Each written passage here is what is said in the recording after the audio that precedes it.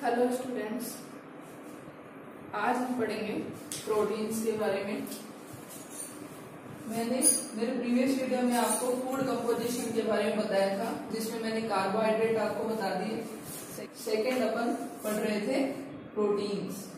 Proteins की characters मैंने आपको बताए थे, जिसमें मैंने आपको बताया था कि प्रोटीन्स हैं वो एमिनो एसिड से मिलकर बने हुए होते हैं और 20 एमिनो एसिड्स हैं जो कॉमन या मोस्ट एमिनो एसिड्स होते हैं। उनमें से 9 मैंने आपको एसेंशियल बताए थे और 11 मैंने नॉन एसेंशियल एमिनो एसिड्स के बारे में बताया था। इसके अलावा मैंने आपको बताया था एनिमल प्रोटीन और प्लांट प्रोटीन। तो एनिमल प्रोटीन है उसको हाई क्वालिटी प्रोटीन भी कहा जाता है।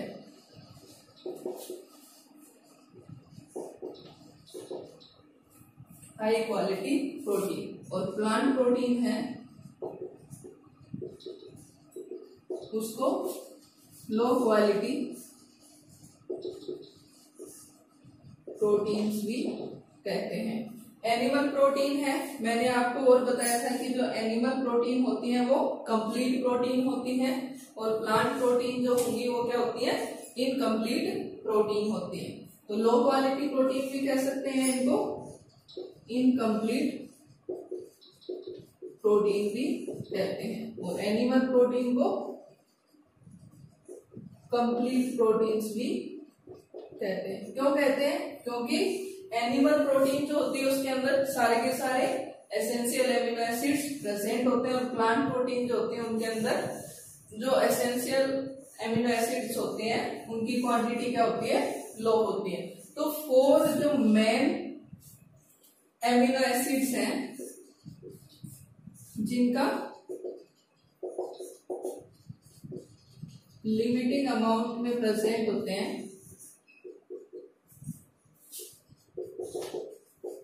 लिमिटिंग अमाउंट में प्लांट्स में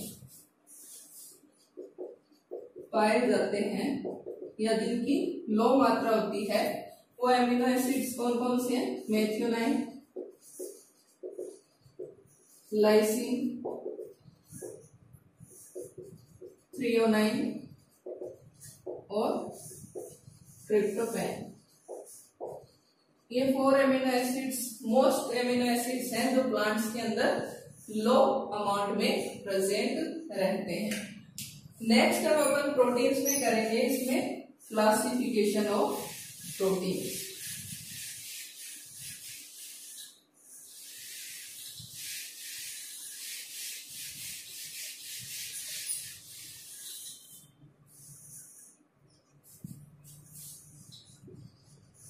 क्लासिफिकेशन ऑफ प्रोटीन्स। तो कंपोजिशन और सोल्यूबिलिटी के अकॉर्डिंग प्रोटीन्स हैं, इनको 3 पार्ट में डिवाइड किया गया है।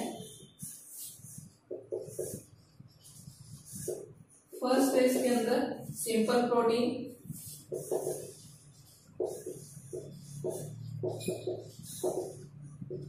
सेकेंड है इसके अंदर कॉन्जुगेटेड या कॉम्प्लेक्स प्रोटीन और थर्ड है इसके अंदर डेराइव्ड प्रोटीन्स। ये 3 टाइप्स के प्रोटीन्स हैं, सिंपल प्रोटीन्स, कॉन्जुगेटेड और कॉम्प्लेक्स प्रोटीन, डेराइव्ड प्रोटीन्स। अब तो सिंपल प्रोटीन्स है फर्स्ट इसके अंदर, ये जो सिंपल प्रोटीन्स होती हैं ये सिर्फ एमिनो एसिड से मिलकर बनी हुई होती है।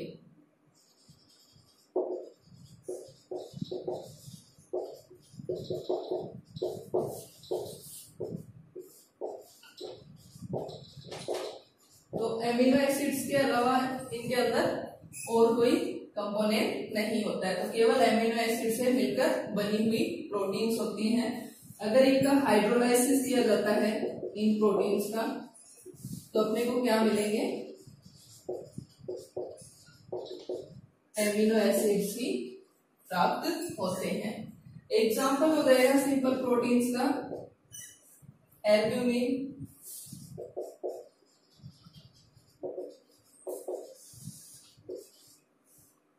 ग्लोबुलिन्स,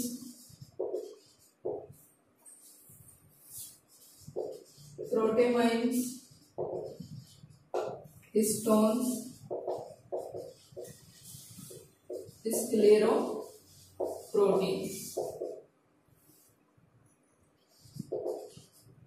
ये जो स्क्लेरोप्रोटीन है इसको एनिमल स्केलेटन प्रोटीन भी कहते हैं।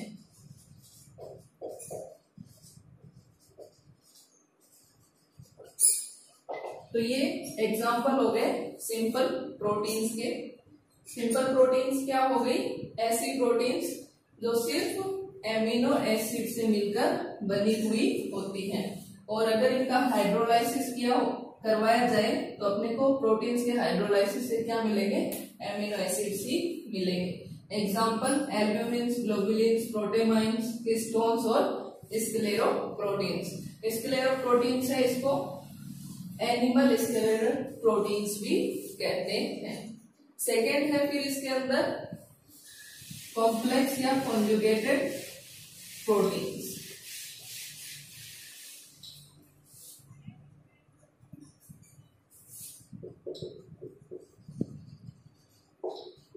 कॉम्प्लेक्स और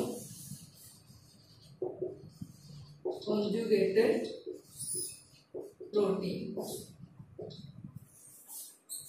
या इनको कह सकते हैं जटिल या संयुग्मित प्रोटीन। तो कॉम्प्लेक्स और कॉन्जुगेटेड प्रोटीन्स क्या हो गई? इनके अंदर क्या होता है? एमिनो एसिड है, इनके साथ में क्या प्रेजेंट रहेगा? कोई भी अन्य पदार्थ या अन्य मटेरियल जो क्या हो? नॉन प्रोटीन पार्ट हो। तो जो नॉन प्रोटीन पार्ट है इसको अपन क्या कह सकते हैं? प्रोस्थेटिक ध्रुव। ये दोनों मिलकर किसका फॉर्मेशन करते हो? प्रोटीन्स का फॉर्मेशन करते हैं। तो ऐसे प्रोटीन्स क्या कहलाएंगे? कॉम्प्लेक्स या कॉन्जुगेटेड प्रोटीन्स। क्या आ जाएगा? जिसके अंदर एमिनो एसिड हो और साथ में क्या हो? कोई भी अन्य नॉन प्रोटीन मटेरियल प्रेजेंट हो, और इस नॉन प्रोटीन मटेरियल को अपन क्या कह देंगे? प्रोस्थेटिक ध्रुव। और ये दोनों मिलकर किसका फॉर्मेशन कर रहे हैं? कॉम्प्लेक्स या कॉन्जुगेटेड प्रोटीन का फॉर्मेशन कर रहे हैं। तब यहाँ पे जो प्रोस्थेटिक ग्रुप है ये क्या है? प्रोटीन पार्ट नहीं होके नॉन प्रोटीन पार्ट है। तो ये नॉन प्रोटीन पार्ट ऑर्गेनिक भी हो सकता है और इनऑर्गेनिक भी हो सकता है। ऑर्गेनिक जो पार्ट है इसके अंतर्गत विटामिन आ सकते हैं, इसके अलावा शुगर, इसके अलावा लिपिड्स। तो ऑर्गेनिक वाले पोर्शन में ये आ सकते हैं, और इनऑर्गेनिक पार्ट के अंदर क्या हो सकते हैं? मेटल्स आ सकती हैं। तो प्रोटीन के एमिनो एसिड के साथ में अगर कोई भी प्रोस्थेटिक ग्रुप जुड़ा हो तो ऐसे प्रोटीन्स क्या कहलाएंगे? कॉम्प्लेक्स या कॉन्जुगेटेड प्रोटीन्स। और प्रोस्थेटिक ग्रुप आप किसको कहोगे? कोई भी नॉन प्रोटीन मटेरियल है वो क्या होगा? Prosthetic group. और प्रोस्थेटिक ग्रुप है वो भी दो प्रकार का हो सकता है, या तो वो ऑर्गेनिक हो सकता है या फिर वो इनऑर्गेनिक हो सकता है। अगर ऑर्गेनिक है तो उसके अंतर्गत विटामिन, शुगर और लिपिड्स आ सकते हैं, और इनऑर्गेनिक के अंतर्गत मेटल्स आ सकते हैं। अब जो कॉम्प्लेक्स या कॉन्जुगेटेड प्रोटीन्स हैं इनको प्रोस्थेटिक ग्रुप के आधार पर डिवाइड किया गया है।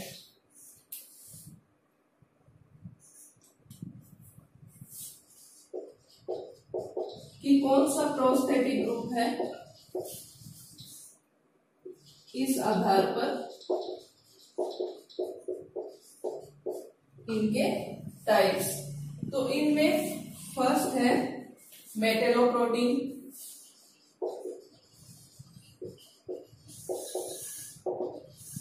तो यहाँ पे मेटल आ गया, मतलब कि ऐसी प्रोटीन जिनमें एमिनो एसिड के साथ में क्या जुड़े हुए हो? मेटल्स जुड़े हुए हो। तो एमिनो एसिड प्लस मेटल्स मिलकर किसका फॉर्मेशन कर रही हो, प्रोटीन का फॉर्मेशन कर रही हो। तो ऐसी प्रोटीन्स क्या हो गई, मेटेलो प्रोटीन। एग्जाम्पल इसका ट्रांसफेरिन,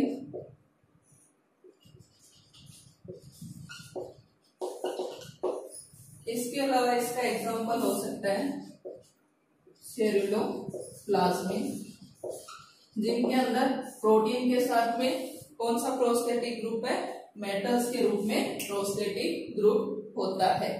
नेक्स्ट इसके अंदर है क्रोमोप्रोटीन,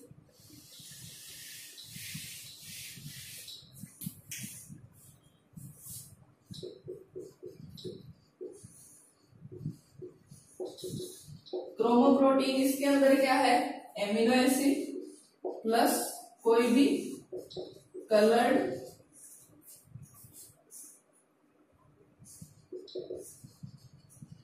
पिगमेंट या मटेरियल हो, और ये मिलकर किसका फॉर्मेशन करते हैं, प्रोटीन्स का फॉर्मेशन करते हैं। क्रोमो मतलब कोई भी कलर्ड पोर्शन प्रोटीन के साथ में जुड़कर किसका फॉर्मेशन करता है, कॉम्प्लेक्स या कॉन्जुगेटेड प्रोटीन का। इसका एग्जांपल हो जाएगा मायोग्लोबिन, हीमोग्लोबिन, हीमोइरिथ्रिन,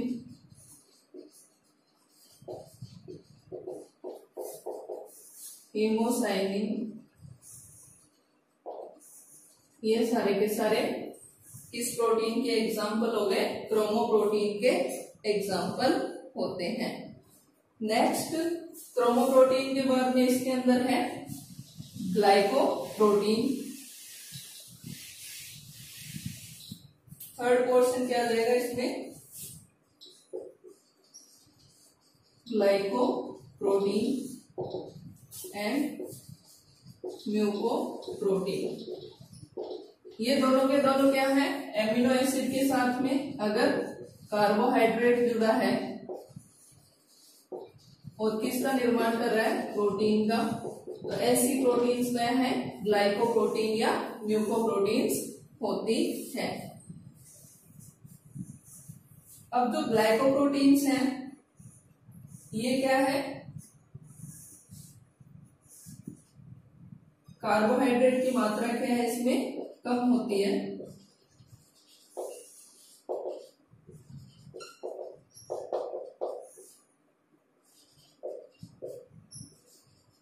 लेस देन 4%, और म्यूकोप्रोटीन्स हैं इनके अंदर क्या है, कार्बोहाइड्रेट की मात्रा अधिक होती है। तो ग्लाइकोप्रोटीन है, प्रोटीन के साथ में जो कार्बोहाइड्रेट है उस कार्बोहाइड्रेट की मात्रा क्या होगी, कम होगी, और म्यूकोप्रोटीन है, इसमें कार्बोहाइड्रेट की मात्रा क्या होती है, अधिक होती है, हायर देन 4%। अब ग्लाइकोप्रोटीन है, इसके एग्जाम्पल है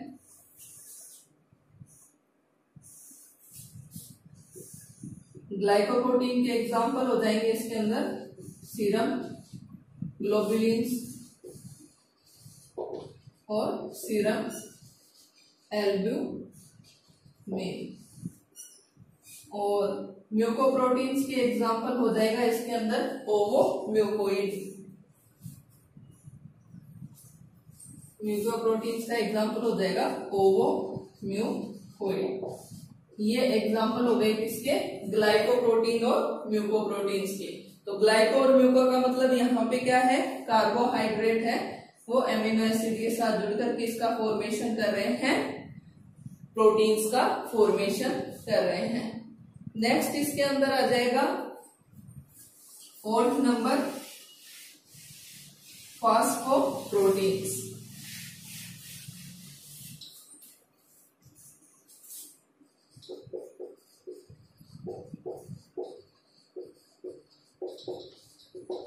तो फास्फिन प्रोटीन्स में क्या है, amino acid plus phosphoric acid मिलकर किसका फॉर्मेशन करते हैं, प्रोटीन्स का फॉर्मेशन करते हैं।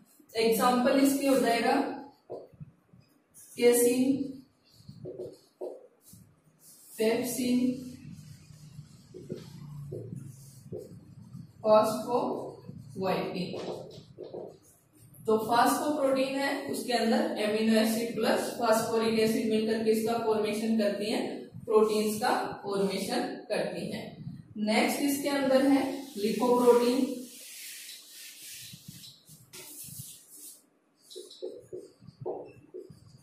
लिपोप्रोटीन्स नाम से ही दिख रहा है, लिपो मतलब लिपिड्स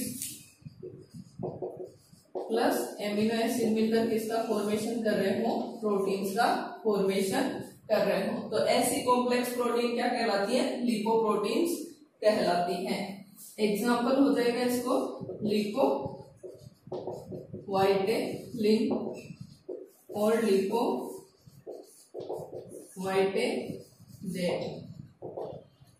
ये लिपोप्रोटीन्स के एग्जाम्पल हो जाएंगे।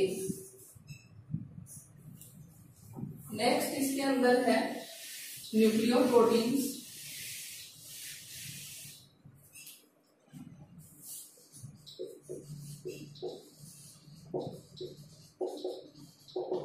इनके अंदर क्या है, nucleic acid plus amino acid मिलकर किसका फॉर्मेशन करते हैं, प्रोटीन्स का फॉर्मेशन करते हैं।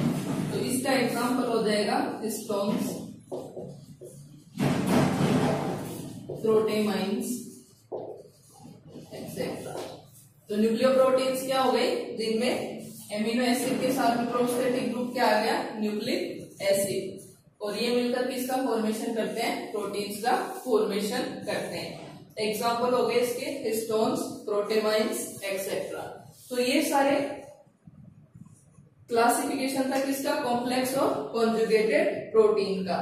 नेक्स्ट इसके अंदर है थर्ड डेराइव्ड प्रोटीन या व्युत्पन्न प्रोटीन।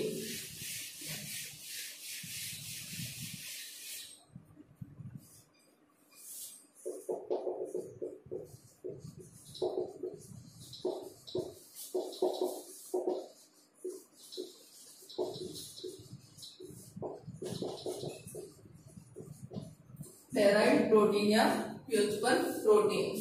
तो ये जो प्रोटीन होती हैं ये क्या है, सरल और जटिल जो प्रोटीन होती है उनके जल अपघटन या फिर उन पर एंजाइम की एक्टिविटी से प्राप्त होती हैं। सरल व संयुग्मित प्रोटीन के जल अपघटन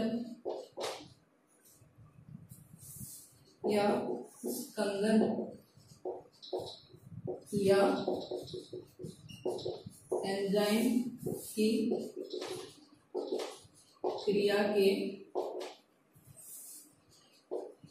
फलस्वरूप प्राप्त होती हैं।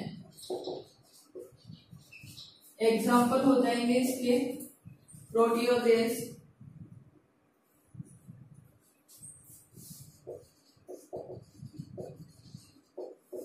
पेप्टोन्स, मेटाप्रोटीन्स,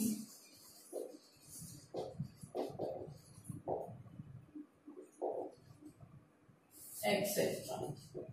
तो ऐसी प्रोटीन्स जो सरल और संयुग्मित प्रोटीन के जल अपघटन, स्कंदन या एंजाइम की क्रिया के फलस्वरूप प्राप्त होती हैं, वो कौन सी होगी, डेराइव्ड प्रोटीन्स या व्युत्पन्न प्रोटीन्स। एग्जाम्पल होंगे इसके प्रोटियोजेस, पेप्टोन्स, मेटाप्रोटीन्स एक्सेट्रा, ये सारे इसके एग्जाम्पल हो गए। नेक्स्ट इसके अंदर है function of proteins.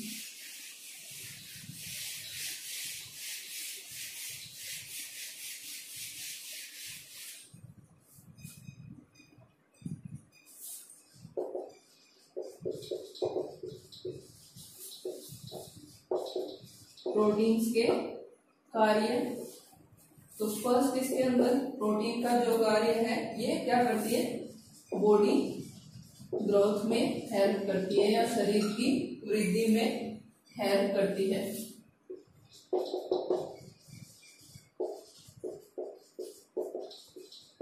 Next second जो इसका फंक्शन है, स्ट्रक्चरल कंपोनेंट है ये। Structural component of cell membrane. तो उसका लिए उसका स्ट्रक्चरल कंपोनेंट होता है प्रोटीन। थर्ड है प्रोटीन है, इसके ऑक्सीडेशन से एनर्जी मिलती है।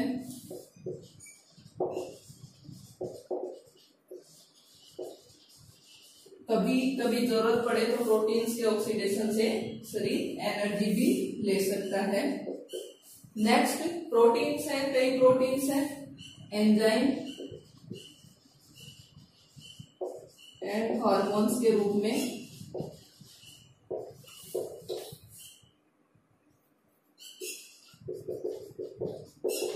भी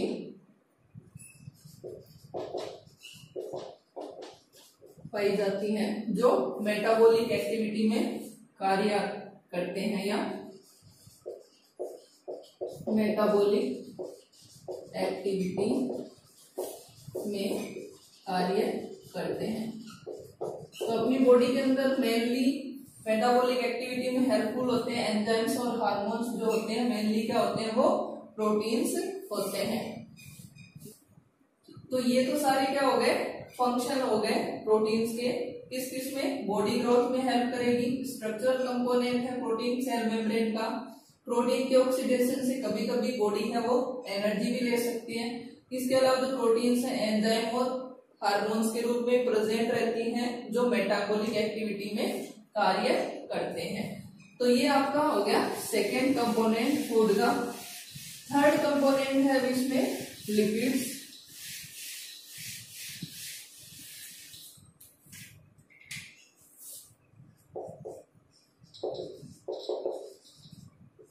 थर्ड कंपोनेंट है लिपिड।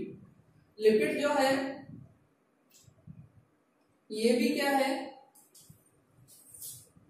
कार्बन हाइड्रोजन और ऑक्सीजन से मिलकर बने होते हैं।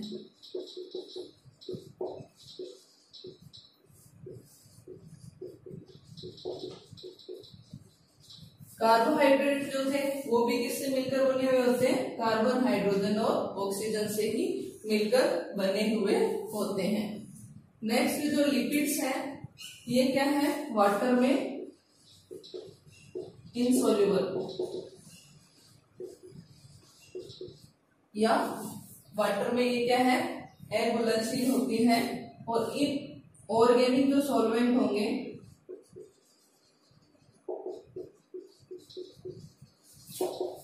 जैसे ईथर, क्लोरोफॉर्म, बेंजीन, इनके अंदर क्या होती है, ये सोल्यूबल होती है।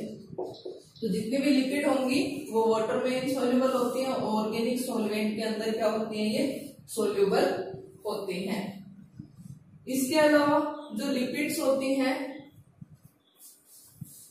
एक मॉलिक्यूल होता है जो लिपिड का,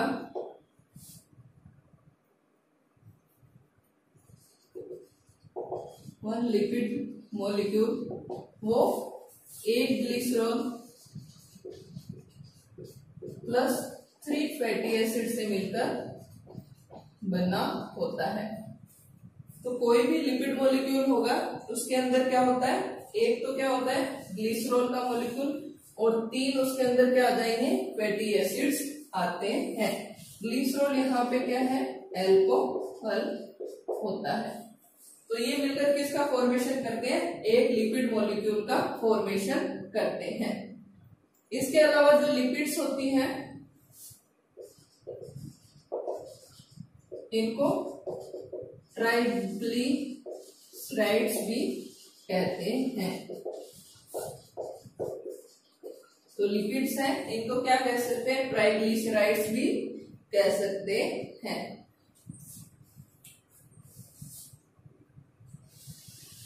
अब अगर एक टिपिकल अपन लिपिड मॉलिक्यूल की स्ट्रक्चर देखें जिसमें एक तो क्या हो ग्लिसरॉल का मॉलिक्यूल और 3 फैटी एसिड्स के मॉलिक्यूल हो, तो उसकी स्ट्रक्चर कैसी होती है,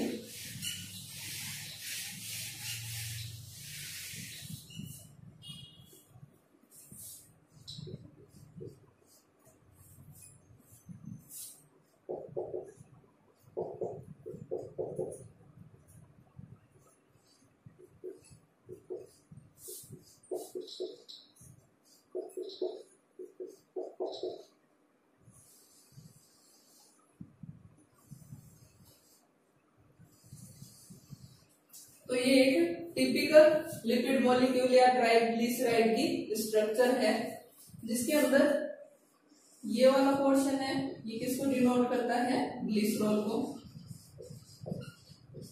और ये वाला पूरा पोर्शन है बाकी बचा हुआ, ये किसको रिप्रेजेंट कर रहा है, फैटी एसिड्स को। तो यहाँ पे ग्लिसरॉल है, उसका तो क्या है, एक मॉलिक्यूल है सिंपल, और फैटी एसिड है, उनके 3 मॉलिक्यूल है, 1, 2 और 3। तो ये एक टिपिकल लिपिड मॉलिक्यूल या 1 ट्राइग्लिसराइड की स्ट्रक्चर होती है। तो कोई भी लिपिड मॉलिक्यूल है, उसकी स्ट्रक्चर ऐसी होगी, उसमें ग्लिसरॉल होगा और 3 मॉलिक्यूल उसके अंदर क्या प्रेजेंट रहेंगे, फैटी एसिड्स के प्रेजेंट रहेंगे। नेक्स्ट जो लिपिड्स हैं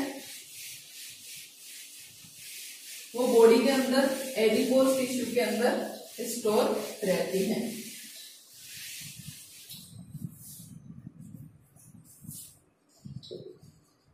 लिपिड्स शरीर में एडिपोज टिश्यू में स्टोर रहती हैं। इसके अलावा